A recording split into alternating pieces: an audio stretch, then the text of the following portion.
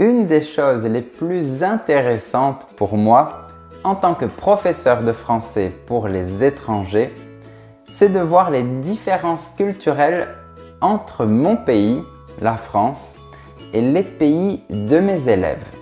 En effet, chaque pays a sa propre culture et je pense que ces différences rendent notre monde plus coloré, diversifié et merveilleusement complexe. J'adore faire cet échange avec mes élèves pendant mes cours, mais en fait, en plus de mes élèves, j'observe ces différences culturelles dans mon quotidien aussi avec mon épouse Carolina qui est brésilienne.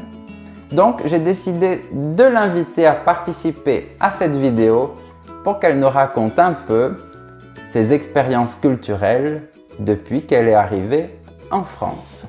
Salut tout le monde! Carolina, est-ce que tu peux nous raconter un peu tes histoires sur les choses que tu trouves différentes ici en France? Oui, j'ai préparé une liste de 10 choses que moi, Carolina, je trouve différentes, bizarres ou drôles ici. Super! Je suis curieux de savoir ce que tu as à nous raconter. Voilà le premier point, mon prénom, Carolina. Qu'est-ce qu'il a, ton prénom, Carolina? Alors, Carolina, c'est la version à la française. Pendant toute ma vie, les gens m'appelaient Caroline. Et peut-être que tu vas me dire, mais ça change pas trop. Mais pour moi, ça faisait une énorme différence. Les gens disaient Carolina, et moi, je ne me rendais pas compte qu'ils s'adressaient à moi. Parce que le son, il est différent. J'avais pas l'habitude d'entendre ce son quand les gens veulent me parler. Donc, Carolina, ah oui, Carolina, c'est moi. Voilà, c'est ça. C'est vrai parce qu'en fait, en français, on force la dernière syllabe. Oui. Donc oui, on t'appelle Carolina. Comme ça, le A est plus fort à la fin. Et il y a le R aussi. Il y a le R aussi qui est le R français. Carolina. Ouais, voilà. C'est différent de... Carolina. Voilà, à la brésilienne. Et c'est la même chose avec mes élèves d'ailleurs. Moi, je les appelle par leur prénom, mais à la manière française. Donc, je vais dire par exemple Maria et pas Marie. Ou encore, j'ai une élève qui est ukrainienne. Bon, en ukrainien, je ne sais pas comment ça se prononce, mais en français, moi, je l'appelle Tatiana. Je force la syllabe finale. Donc, c'est toujours comme ça en français. Oui. Et maintenant, quand je vais me présenter, j'ai dit, je m'appelle Carolina. Jamais Carolina. Carolina n'existe plus. Maintenant, c'est Carolina. Oui, Carolina. La transformation a commencé. Autre chose, Carolina? Sinon, il y a la formalité française. Ouais. L'usage du tu et du vous, c'est quelque chose de très compliqué, très complexe en France. Donc au début, je faisais beaucoup de gaffes. On veut écouter tes gaffes maintenant, vas-y. Je me rappelle d'une gaffe que j'ai faite quand j'étais à la boulangerie. Il y avait une dame à côté de moi et elle a éternué. Elle a fait atchoum. Et j'avais appris avec Guillaume et avec nos amis français que quand quelqu'un éternuait, il fallait dire à tes souhaits. Donc, je n'ai pas hésité, j'ai dit à la dame à tes souhaits. Je voulais être sympathique. Et quand j'ai dit ça, la dame m'a regardée, elle a fait un petit sourire et elle n'a rien dit. Quand j'arrive à la maison, je posais la question à Guillaume, alors il ne fallait pas lui dire à tes souhaits. Et Guillaume m'a dit oui et non. En fait, à tes souhaits, c'est informel. À vos souhaits, c'est formel. Et là, je me suis rendu compte que à tes souhaits, ce n'était pas un mot, c'était une expression. Parce que personne ne m'avait dit, il faut dire à tes souhaits. J'ai entendu, donc j'ai retenu cette information et je la gardais. J'étais très contente parce qu'il avait une opportunité de l'utiliser et c'était une erreur. Ouais, c'était pas bon, donc j'ai pas fait exprès, c'est pour ça. Et c'est une situation très stressante pour moi parce que on sait que c'est quelque chose de très important pour vous, les Français. Donc, quand je faisais des gaffes comme ça, je ne savais pas ce que le Français ressentait quand on était informel avec lui, quand une personne qu'il ne connaissait pas était informelle. Donc, ça, je me sentais pas bien, ça me stressait. C'est pas très grave, franchement. Mais retenez, à tes souhaits pour les amis et pour la famille, à vos souhaits, c'est de manière plus formelle. Mais généralement, on ne dit pas ça aux inconnus, donc on ne dit rien du tout. En plus, hein, il ne fallait pas dire.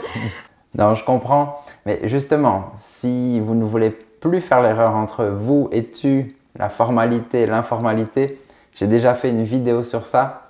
Je mets le lien dans la description. Autre chose, c'est le fait de faire tout le temps le son. Ça, c'est très français et j'ai trouvé très bizarre au début. C'est vrai, on fait beaucoup comme ça. C'est un tic de langage. Quand on cherche ces mots, on fait je voulais dire que… Et ce qui est bizarre, c'est que même moi, je fais ça tout le temps maintenant. Si je parle en portugais ou si je parle en français. Hein. Autre jour, j'ai parlé à mon père au téléphone et il m'a dit « Carolina, tu parles avec un accent maintenant ?» Je lui ai dit « Sérieux, mais quel mot j'ai prononcé avec un accent ?» Il m'a dit « C'est pas un mot, c'est un son, tu fais tout le temps quand tu parles. » Donc, voilà. Tu as pris le tic français. Ouais, j'ai fait ça tout le temps. Alors, la bise. La bise, vous faites la bise au Brésil aussi, ça existe, hein? Ouais, c'est vrai. Oh, en fait, c'est pas la bise, c'est le côté par lequel on commence à faire la bise ici qui me stresse. Mais imagine, je suis au travail, je veux faire la bise à quelqu'un et la personne, elle fait ça, moi aussi. Donc, c'est toujours comme ça, un mouvement un peu bizarre. Et on ne savait pas quoi faire au moment parce que c'est gênant, c'est stressant, c'est ridicule. C'était compliqué. Donc, j'ai adopté une stratégie. Laquelle? À chaque fois qu'il fallait faire la bise à quelqu'un, j'allais tout droit comme ça pour montrer que, ok, on va faire la bise. Et je laissais la personne me guider. Si elle tournait la tête de ce côté, je comprenais qu'il fallait faire de ce côté-là. Et si elle tournait la tête de l'autre côté, ok, alors c'est de ce côté-là. Je me suis rendu compte qu'avec certaines personnes, ça ne marchait pas. Et avec d'autres personnes, c'était correct. Donc, voilà, peut-être qu'il y a deux façons de se faire la bise en France. Hein. C'est comme ça que j'ai réussi à l'embrasser pour la première fois. Non, c'est pas vrai. Non, c'est pas vrai. Mais en fait, tu as raison. En fait, il y a plusieurs manières de faire la bise en France. Et généralement, dans le sud-ouest, on commence par la joue gauche. Ah, c'est le contraire pour moi. Voilà. Donc, mais dans le reste de la France, c'est plus la joue droite. Ah. Et là, je généralise, hein, parce qu'après, ça dépend des personnes aussi. Et généralement, c'est ça. Sud-ouest, joue gauche. Le reste de la France, joue droite. Les Français qui nous regardent, n'hésitez pas à dire par quel côté de joue vous commencez. Voilà une autre chose très bizarre. Les débats. Les débats, comment ça? Alors, les Français adorent les débats. Les Français sont à fond sur les débats. Ouais. Et parfois, j'avais l'impression qu'ils se disputaient. Par exemple, une fois, on a invité des amis à la maison pour une soirée, des amis français. Donc, j'étais la seule étrangère. Et à un moment donné, quelqu'un a lancé un sujet et là, le vrai débat a commencé. Chacun a eu son tour pour donner son opinion. Ils ont commencé à parler plus fort et j'avais l'impression qu'ils s'y disputaient. Je me suis dit, ils vont se tuer là. Et une amie, elle m'a dit, et Carolina, qu'est-ce que tu en penses? Et moi, j'étais là. Moi, j'en pense rien. Et elle voulait savoir pourquoi. Et je lui ai dit, je sais pas, chacun a donné son opinion et mon opinion, elle est encore plus différente. Et là, tout le monde était vraiment intéressé. Ah ouais, mais raconte-nous. Et je me suis dit, non, mais moi, je ne veux pas raconter. Je ne veux rien dire. Mais pourquoi? Ton opinion, elle est différente. Et c'est vrai que pour un Français, si toi, tu n'es pas d'accord, alors là, tu rentres dans le débat. Et oui, parce qu'en France, en fait, on adore cet échange d'opinions et ce débat, justement, pour comprendre comment l'autre pense. Mais toi aussi, tu aimes bien les débats maintenant. C'est toi qui lances les débats. Moi, non. Si. Non. Si, bien sûr que si. Tu veux commencer un débat maintenant? Eh bien voilà, qu'est-ce que je disais? Maintenant, je vais parler des mots et des expressions en français que je trouve bizarres. Ok. J'en ai 3. Très bien. Alors, numéro 1, Caroline. Alors, numéro 1, c'est le mot carrément. Carrément, ça veut dire oui, tout à fait, ok. Exactement. Oui, voilà. Mais pourquoi carrément? Pourquoi? J'ai jamais compris. Je trouve bizarre. Carrément. Mais quand c'est carré, c'est ok, c'est bon. Donc, carrément. L'adverbe, carrément. Ah, d'accord, ok. J'ai jamais pensé à ça. Mais c'est vrai que c'est bizarre. Ouais, voilà, j'ai trouvé super bizarre. Déjà, c'est pas logique, donc on a du mal à comprendre.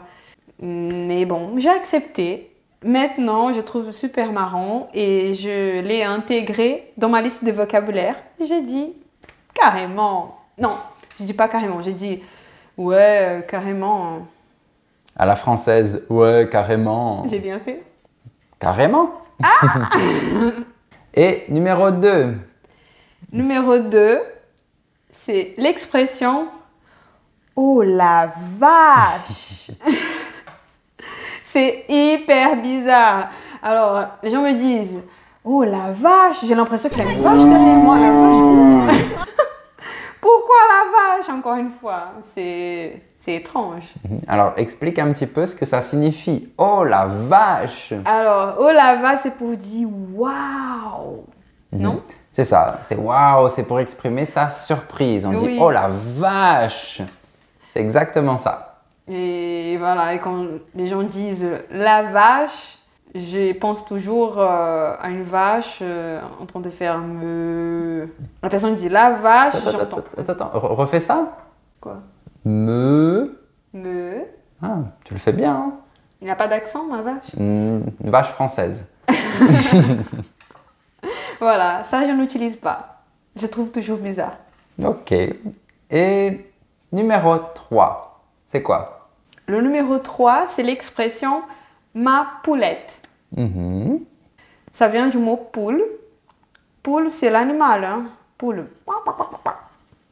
Attends, elle va nous faire tous les animaux là. Refais ça, s'il te plaît. La poule française. J'ai là. plutôt un canard. Non, mais c'est. C'est parce que tu es à Toulouse.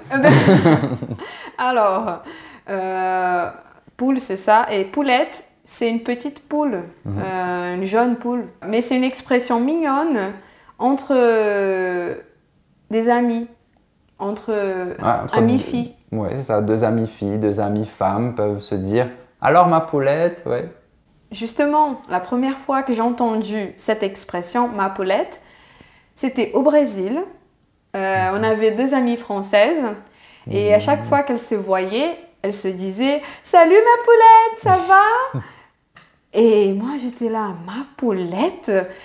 Et peut-être que les Brésiliens ont déjà compris ce que moi j'avais compris à l'époque. Au Brésil, si on traite une femme de poule ou poulette, c'est une insulte. Ouais. Donc, voir 2 filles se traiter de ma poulette, ça me choquait. Mais non, mais c'est mignon en fait. J'aime bien cette expression. Et je l'utilise aussi. Parfois, entre amis, je peux dire ma poulette, c'est mignon.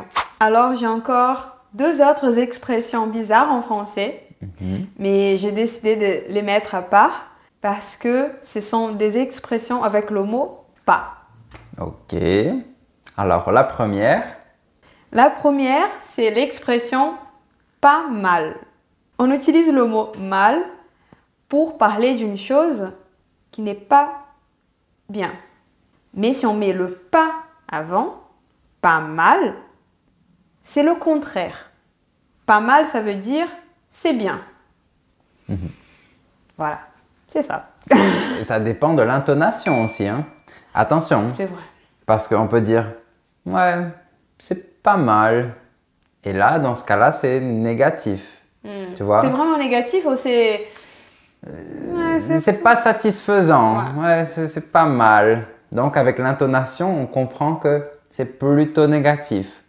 Ça peut être aussi entre les deux. Ça peut être intermédiaire. Ouais, pas mal. Donc, intermédiaire. Ou pas mal. Et là, c'est positif. Tu vois? Mais la plupart du temps, les Français utilisent cette expression pour faire un compliment. Ah, pas mal. Et je sais pas, je pense qu'un compliment avec le mot pas, il a un impact. Pas mal. Donc, je préfère plutôt, c'est bien, Parfait. c'est excellent, ouais, voilà, mais pas mal. Ok, j'accepte. Et la deuxième expression avec pas? Alors, la deuxième expression, c'est pas terrible. Oh là là.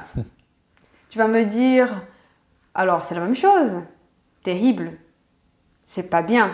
Donc, pas terrible, c'est le contraire. C'est bien. Non. Pas terrible, c'est pas bon. C'est ça. C'est négatif. Et la première fois que j'ai entendu cette expression, on était dans un restaurant avec un ami et à la fin, il a dit « Ouais, c'était pas terrible. » Donc, j'avais pensé que c'était comme pas mal. Je lui ai dit « Ah, t'as aimé alors ?» Et il m'a dit « Non, j'ai pas aimé. » Et là, j'ai rien compris. Hein. Ouais, parce que pour résumer, en fait, quand on dit pas terrible, c'est mauvais. C'est plutôt mauvais. C'est toujours non négatif. Ouais, c'est toujours négatif, ouais. Mais pas terrible. Mais attention, ça peut être positif si on enlève le pas. On peut dire « Hier, je suis allé à une fête et c'était terrible. On a dansé, on a chanté, on a rigolé, c'était terrible. » Et là, ça veut dire que c'était super. Et oui, je sais. J'ai appris une chose aujourd'hui. Eh bien voilà, tu vois. Mais attention, ça dépend de l'intonation, encore une fois. Si je dis « C'était terrible », c'était super. Mais je vais changer la phrase maintenant. La guerre, c'est terrible. D'accord. Et là, avec l'intonation que j'ai mise, tu comprends que c'est négatif. D'accord. C'est vraiment Alors, terrible. On a pas mal. Pas mal. Pas mal. Pas terrible. Terrible. Terrible. C'est ça? C'est très bien résumé, c'est exactement ça. Carrément. Une autre chose très bizarre, c'est la grammaire française. Je ne sais pas si je peux dire compliqué, ou bizarre, ou bizarrement compliqué.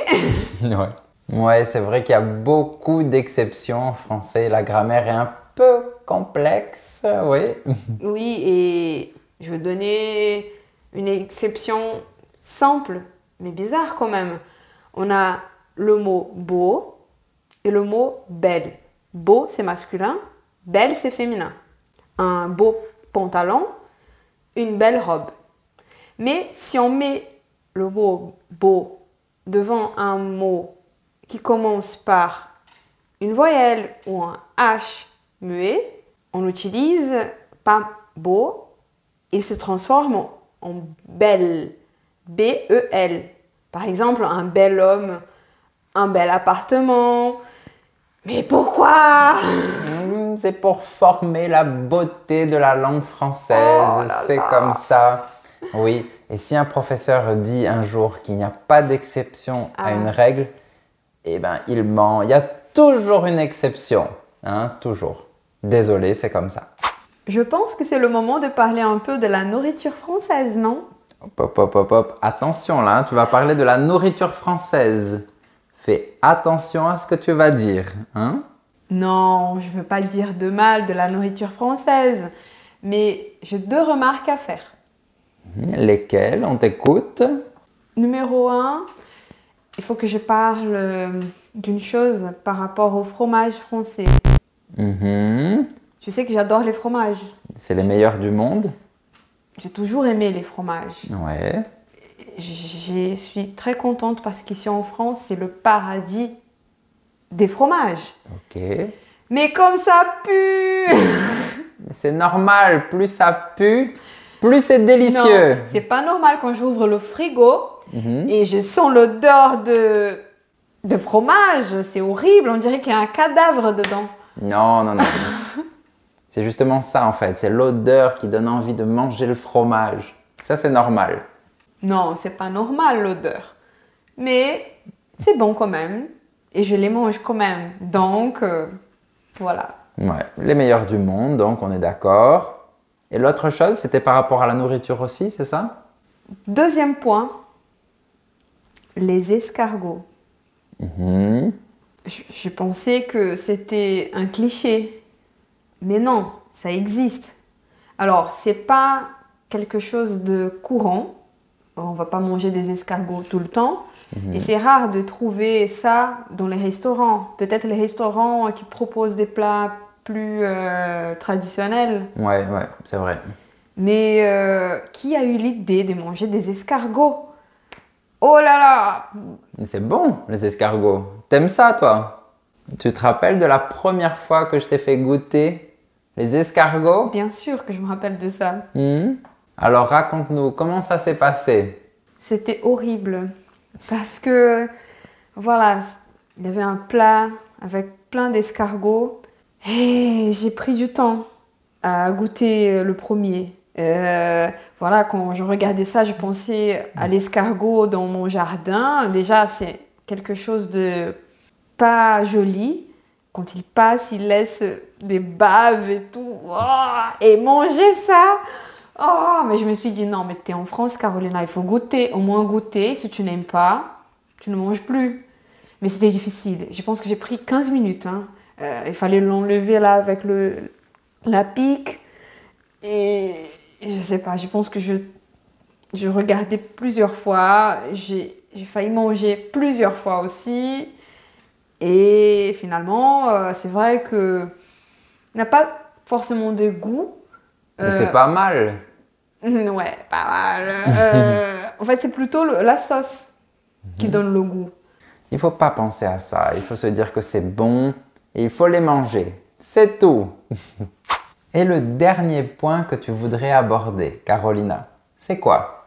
Alors, je dirais que ce sont les vacances d'été. C'est-à-dire? Je vois que c'est quelque chose de très important pour les Français. On dirait que c'est l'événement de l'année. Tout le monde part en vacances en même temps, soit en juillet, soit en août. Bon, la plupart des gens. C'est vrai, c'est vrai. D'ailleurs, les gens qui partent en vacances en juillet sont des juilletistes et ceux qui partent en vacances en août sont des Haussiens. Oui, on a donné des mots, des noms pour désigner ces personnes. Et les petites entreprises, elles ferment pendant quelques semaines. Et les petits commerces aussi. Mais je peux comprendre. C'est l'été, il fait beau, il fait chaud. Il faut en profiter. Tu as raison. Il faut en profiter pendant l'été, en juillet ou en août. Il faut en profiter. Merci d'avoir partagé toutes ces histoires avec nous, Carolina. Avec plaisir. Ah, je veux juste rappeler que tout ce que j'ai raconté, c'est mon point de vue, mon expérience en tant qu'étrangère en France. Je pense que d'autres Brésiliens auront peut-être le même ressenti ou pas. Après, que tu sois brésilien ou d'une autre nationalité, dis-nous en commentaire ce qui t'a marqué ou choqué en France et quelles sont les différences avec ton pays. C'est super intéressant d'analyser toutes ces particularités. C'est vrai, c'est vrai. Et il faut toujours aborder ces particularités avec respect et bonne humeur, en apprenant les uns des autres et en partageant un sourire universel. C'est vrai. Souviens-toi que peu importe d'où l'on vient, le sourire est une langue que tout le monde comprend. Oui. À bientôt! À bientôt!